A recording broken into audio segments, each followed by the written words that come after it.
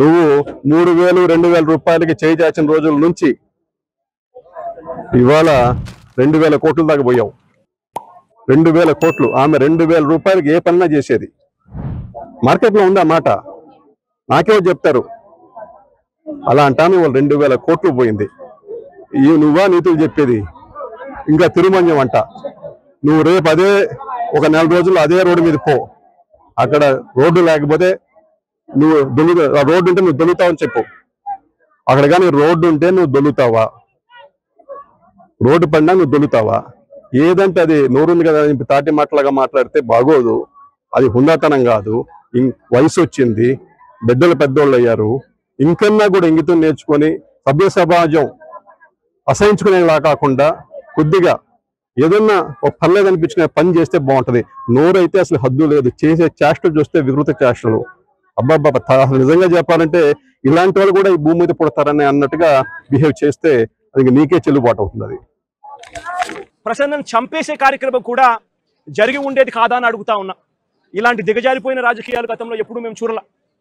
నేను అడుగుతా ఉన్నా, ఇదే చంద్రబాబు నాయుడు గారిని అడుగుతా ఉన్నా, అయ్యా చంద్రబాబు నాయుడు గారు, మీ ఎమ్మెల్యేలు ఎంత హేయంగా మాట్లాడుతూ ఉన్నారు అని చెప్పడానికి నిదర్శనం నిన్న మొన్న జరిగిన నగిరి ఎమ్మెల్యే రోజమ్మ గురించి, ఎక్స్ఎమ్మెల్యే అంటే Rojamma ex-MLA, sitting MLA, Nagari Telugu Desam party MLA ఎలాంటి మాటలు మాట్లాడాడు.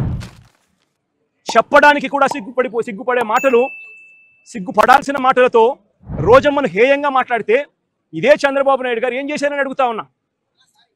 మొన్న జెడ్పీ చైర్మన్ హారికమ్మ కారు ఆపి అద్దాలు పగలగొట్టి కర్రలతో దాడులు చేసి కారులో తాను తన మొగుడు ఉండగానే దుర్భాషలాడుతూ అన్యాయమైన తిట్టులు తిడుతూ వారి మీద దాడి చేయడం అన్నది మీ డిక్షనరీలో అర్థం ఏమిటి చంద్రబాబుని అడుగుతా ఉన్నా.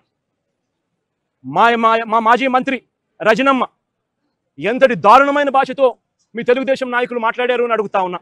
నేను అడుగుతా ఉన్నా, ఇవన్నీ జరుగుతూ ఉన్నప్పుడు మీ మంత్రుల ఇళ్లకు, మీ ఎమ్మెల్యేల ఇళ్లకు ఇదే మాదిరిగానే మా వాళ్ళను కూడా పంపించి హత్య చేయించే కార్యక్రమం మొదలెడితే రేపు పొద్దున రాజ్యాంగం అనేది బతుకుతుందా అని అడుగుతా ఉన్నా. రాష్ట్రంలో లా అండ్ ఆర్డర్ అనేది ఏమైనా ఉంటుందా అని అడుగుతా ఉన్నా. ఎలాంటి బీజం వేస్తా ఉన్నారు చంద్రబాబు? సిగ్గుతో తలంచుకోవాలా నువ్వు చేస్తా ఉన్న పనులకు అని చెప్పి చంద్రబాబు నాయుడిని గట్టిగా మందలిస్తా ఉన్నా. ఏదైనా రాజ్యాంగంలో ఉన్నప్పుడు, కాన్స్టిట్యూషన్లో ఉన్నప్పుడు డెమోక్రసీకి వాల్యూ ఇవ్వాలి. ప్రజాస్వామ్యంలో ఇటువైపున స్టేట్మెంట్లు అటువైపున స్టేట్మెంట్లు ఇచ్చుకోవచ్చు, కానీ స్టేట్మెంట్లు నచ్చకపోతే మనుషులను చంపేసే కార్యక్రమం దాకా ఇళ్లకు మనుషులను పంపించి చంపేసే కార్యక్రమం చేయడం అన్నది అతి హేయమైన రాజకీయం అని చంద్రబాబు నాయుడు గారికి గట్టిగా నిలదీస్తూ చెప్తా ఉన్నా.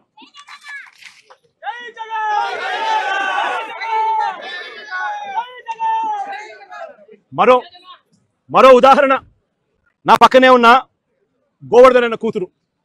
నేను అడుగుతా ఉన్నా, గోవర్ధన్ అన్న జైల్లో పెట్టినప్పుడు వీళ్ళ ఇంట్లో బాధ ఉండదా అని అడుగుతా ఉన్నా. వీళ్ళందరూ పిల్లలు కాదా అని అడుగుతా ఉన్నా. వీళ్ళందరికీ బాధ కలగదా అని అడుగుతా ఉన్నా. ఏం తప్పు చేశాడని చెప్పి గోవర్ధన్ అన్న జైల్లో పెట్టారని అడుగుతా ఉన్నా. ఏకంగా 14 కేసులు, గోవర్ధన్ అన్న మీద పెట్టిన కేసులు ఏకంగా 14 కేసులు. ఒక కేసు అయిపోతూనే ఆ కేసు అయిపోయిన వెంటనే మరో కేసు పెడతా ఉన్నారు. పెట్టి మళ్ళీ జైల్లో తాను ఉండే కాలాన్ని పొడిగిస్తా ఉన్నారు.